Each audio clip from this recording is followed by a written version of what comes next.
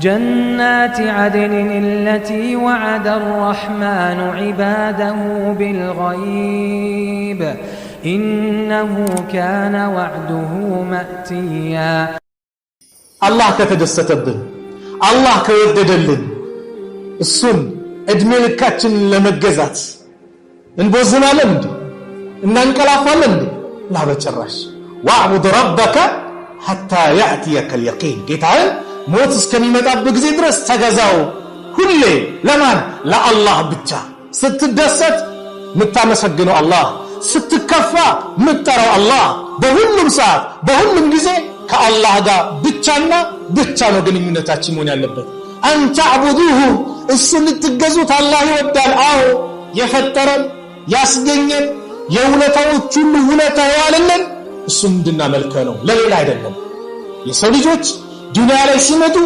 ፈተና ናት ዱንያ የሚሞከሩባት ነው እሱን ትእዛዝ አክብረው ይሄዳሉ አይሄዱም እሱን ይገዛሉ አይገዙም ለፈተና ነው እዚህ እሱን ሊያመልኩ ነው የመጡት وما خلقت الجن والانس الا ليعبدون አጋንንቱን ሆነ የሰው ልጆች አልፈጠርኩም እኔን ሊገዙኝ እንጂ ለሌላ ዓላማ አልፈጠርኳቸውም ብለዋል አላህን መገዛት ውለታ ይዋልልን አልዋልልን ወንድሜ እድሜህን እስቲዩ አሁን 40 ከሆነ የዛሬ 42 ዓመት የት ነበርክ ማን ያውሳህ የት ትታወቃለህ በመድር ላይ የሚያውቃለ ስሜ ይታወቃል ላ ከአላህ በስተቀር ማንም ያውቅ የለም ለምን አላህ የሰው ልጆች አይደለም ሰማይና ምድር ከመፈጠራቸው ከ50 ሺህ ዓመት በፊት ሁሉም ነገር አላህ ያውቃል በሰው ዘንድ ግን አንታወቅም هل اتى على الانسان حين من الدهر لم يكن شيئا مذكورا በሰው ልጆች ላይ እኮ የማይታወስበት ዘመን ጊዜ አልፏል አዎ ከዛስ አላህ ከሁለት ባለትዳሮች ከባልና ከሚስት ያችን ፍትወት ጠብታ አስቡት እንኳን የሰው ልጅ ትንኝ ይፈጠራል ተብሎ ከማይታሰብ ነገር አላህ ፈጠረ 40 ቀን ንፍጥ በሌላኛው 40 ቀን የረጋደን በሌላኛው 40 ቀን የሚላመድ ቁራሽ ስጋ 4 ወራት ሩህ ተነፍቶበት ከዛ አላህ አስተካክሎ ቅርጽ አስይዞ ምን ብሎ ስጋውን አልብሶ አጥንቱን ማለት ከዛስ እናቶቻችን ሚስቶቻችን እህቶቻችን እርግዝና ሲመጣባቸው የወር አበባ የሚባለውን ነገር አላህ አቋረጠው አያ ያደም ወደ ምግብነት ተቀይሮ ለጽንሱ ከተወለዱም በኋላስ እናታችን ሽሮን በልታ ያገኘችውን አላህ የረዘቃትን በልታ አላህ በራሱ ቅመማ ቀምሞ ወተት አድርጎ ለኛው ቀለብ አደረገ ጥርስ ነበረን እናኝክበት አቅም ነበረን እጃችንን ምግብ ላይ አድርገን ወደ አፋችን ምንከትበት ላ አላህ ሁሉም ነገር ያመቻቸው እሱ ነው አለም ነጃል له عينين ለሰው ልጆች ሁለት አይን አላደረግንለትም ለሰው ልጅ ولسانا ملاس وشفتين كنافرችን وهديناه نجدين ወደ ሐቅ ወደ ባጢልስ አላሳየነውም አላመላከትነው ወይም በሌላ ተፍሲር ወደ እናቱ ጡት ይቻላል ማን አሳይቶ አላህ ትሮጣለና ተጡት ጋር ያንን ምግብ አድርጎ ቀምሞ ይሁን ውለታው አረ ከዛም በላይ ትልቁ ውለታ ምን እስልምናን አላህ ሰጠን ከውለታዎቹ ትልቁ ውለታ ምንድነው ኢስላም ነው والله ኢስላም ዱንያን አላህ ለሚወደው ይለግሳል ኢስላምን ኢማንን ግን አላህ ለሚወደው ብቻ ነው የሚለግሰው ለሚወደው ብቻ ዱንያ መሰጠት በዱንያ ላይ በዚች ዓለም የሀብት ጋጋታ የፎቅ የምን መኖር የመወደድ ምልክትም የመጠላት ምልክትም አይደለም ግልጽ ነው ምንም አለመኖር ኪስ ባዶ መሆኑ የመጠላት ምልክት አይደለም የመወደድ ምልክት ምንድነው ኢማንን አላህ ሲሰጥህ ብቻ ነው ኢስላምን ሰጥቶናል ስለዚህ ሁላችንም አልহামዱሊላህ አዎ እንኑርበት ለምን ስትከፋ እንዴት አድርገህ ሶብር ማድረግ እንዳለብህ ያስተማረ ኢስላም የነብዩ ሰለላሁ ዐለይሂ ወሰለም ሸሪዓ ስትደሰት በምን መልኩ ማመስገን እንዳለብህ ደስታን እንዴት መግለጽ እንዳለብህ ልኩን መጠኑን ያበጀ ማን ኢስላም ስለዚህ ይሄ ሁሉ ውለታ ያለ ጌታ ሊመለክ አይገባ አዎ የገዛት የፈጠረን እሱ ያስገኘን እሱ ሰማይ ምድሩን ያስተካከለ እቺ ምድር ዘርግቷት እንደፈለግን የምንንቀሳቀስባት የምንሮጥባት ቤታችንን የምንገነባባት አላህ ሱረቱ በቀራ ላይ እኮ አላህ መላ የሰው ልጅ ባጠቃላይ ስማ እወቅ ያለ ጥሪ ያደርጋል ያ አዩሃ الناس እናንተ ሰዎች የሰው ልጆች ባጠቃላይ ስሙ اعبدوا ربكم الذي خلقكم የፈጠራችሁን ያንን ጌታችሁን አላህን ተገዙ የሰው ልጆችን በአጠቃላይ የፈጠረው ማን ነው አላህ ሰማይ ምድርን የፈጠረው ማን ነው አላህ ነው ከአላህ ውጭ ወላሂ ማንም የለም አላህ ብቻ ነው ስለዚህ اعبدوا ربكم ጌታችሁን ተገዙ الذي خلقكم ያ የፈጠራችሁን ቅድም ያልኳችሁ ከመታወሳችሁ ፊት ያልነበራችሁ ከዛ በኋላ በእርከን ጠብቆ የሰው ልጆችን አላህ በአራት አይነት ሁኔታ ፈጥሯቸዋል አባታችን አደም ከአፈር ፈጠረው አላህ ከአፈር ማን ያስበዋል ማን ይገምቷል አላህ ግን ችሎታል وهو على كل شيء قدير ነው ከአፈር ፈጠረው እናታችን ሐዋ ከአደም ጎን ግራ በኩል ከአደም ከአባት ብቻ ከወንድ ብቻ ፈጠራት ሁለት አፈጣጠር ሶስተኛው አደምና ሐዋ አላህ እንዲጋቡ አደረገና ልጅ ይወልዳሉ አንዴ ሲወልዱ ሁለት ልጅ ሴትና ወንድ ሁለተኛ እርግዝና ተከስቶም ሲወልዱ አሁንም ሴትና ወንድ ከዛስ ዘሩ እንዲባዛ አላህ እንዴት አደረገ ከታች ያለችው ከላይ ከተወለደው ጋር ላይ የተወለደችው ከታች ከተወለደው ጋር ተቃራኒ ነው እንዲጋቡ አድርጎ የሰው ልጆች ዘር በዛ የሰው ልጆች መባዛት በዛ መጣ አራተኛው አፈጣጠር የነብዩላህ ኢሳ አለይሂ ሰላም አፈጣጠር ከማን ከእናት ብቻ አላህ ፈጠረው የፈጠረው አላህ ነው ኢሳም ይሁዳዎቹ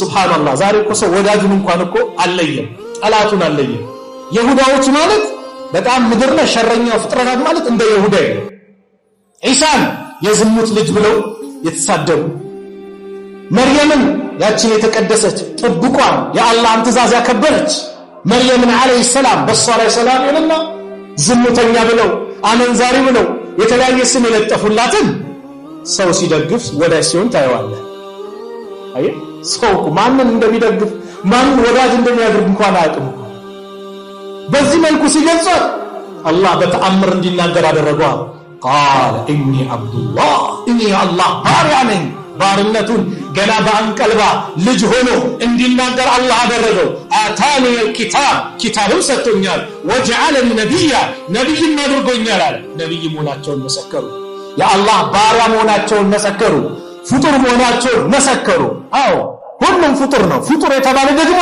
በእኛ ላይ የሚቆይ የለም ሁሉም ይጠፋል كل من عليها فان ሁሉም ተፊነ ወዳሚ ነው ሁሉም ይጠፋል ሚካኤልም ይሞታል ጅብሪልም ይሞታል ኢስራፊልም ይሞታል ራሱ መለከል ሞት የሰው ልጆችን ሩህ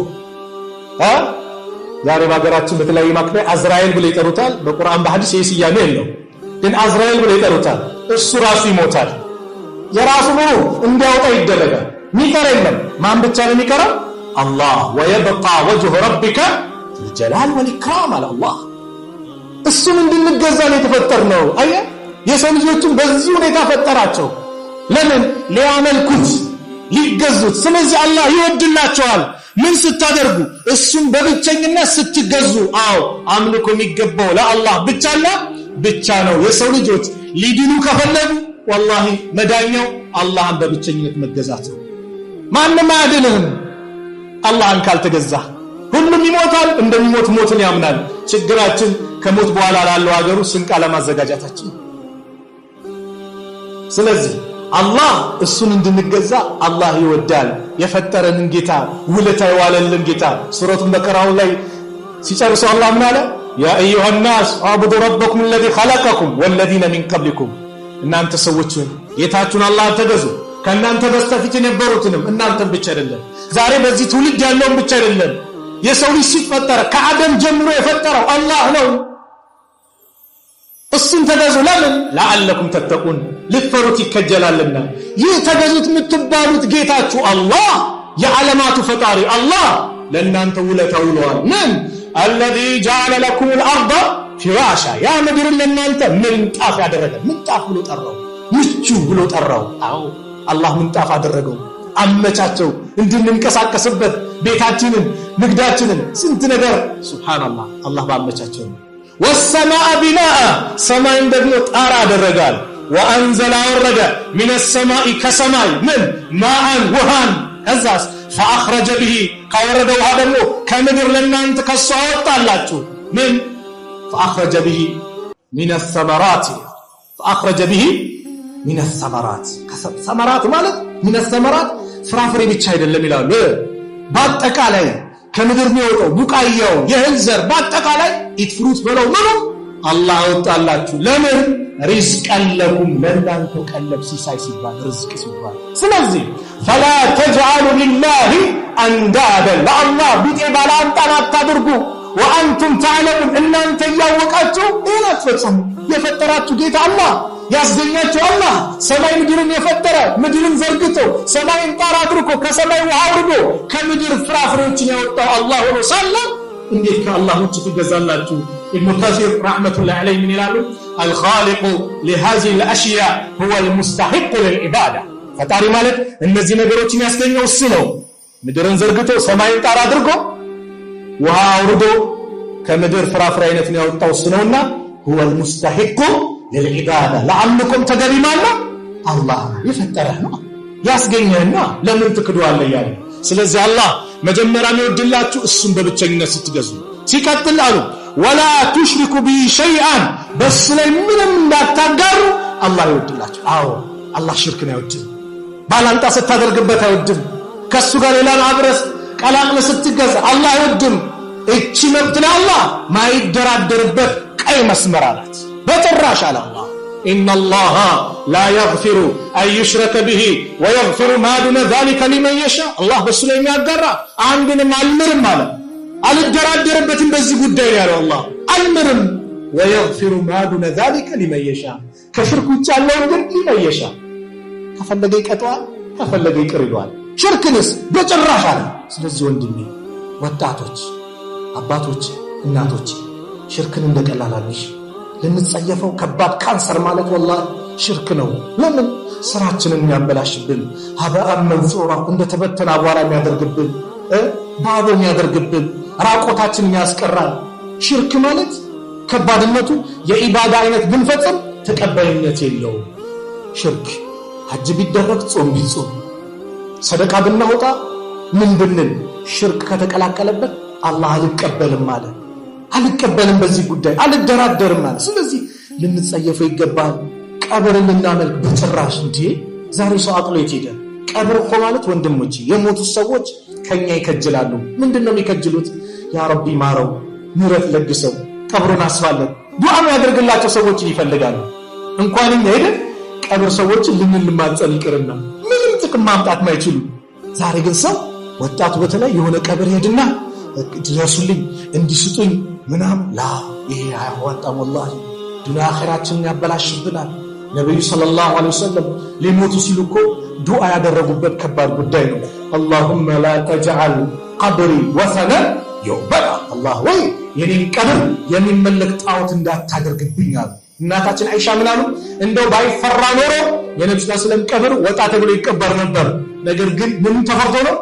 ሽርኩ ዛሬ ጭምር መዲና ስትሄድ ምናምን ሰው የተለያየ ወደ ቀብር ዙሮ የሚማጸን ምናምን ትመለከታለህ። ነብዩ ዱዓ አደረጉበት። የሚመለክ ጣዖት እንዳታደርግብኝ አሉት። ቀብራቸውማ እንደሌሎች ሰሃባ በቀይ ላይ ምናምን ቢወጣማ ከባድ ጉዳይ ነበር ማለት ነው።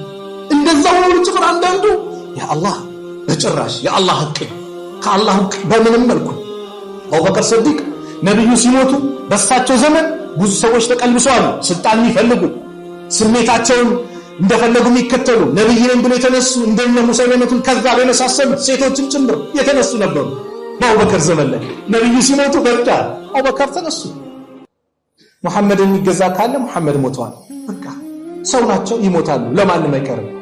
ነገር ግን አላህ የሚገዛ ካለ አላህ ዘንታለም ሕያው ነው። ሞት ማይጠጋው አላህ ብቻ ነው። አላሁ ላ ኢላሃ ኢላ ሁወል ሐዩል ቀዩም ላ ተእኹዙሁ ሲነቱን ወላ ነውም።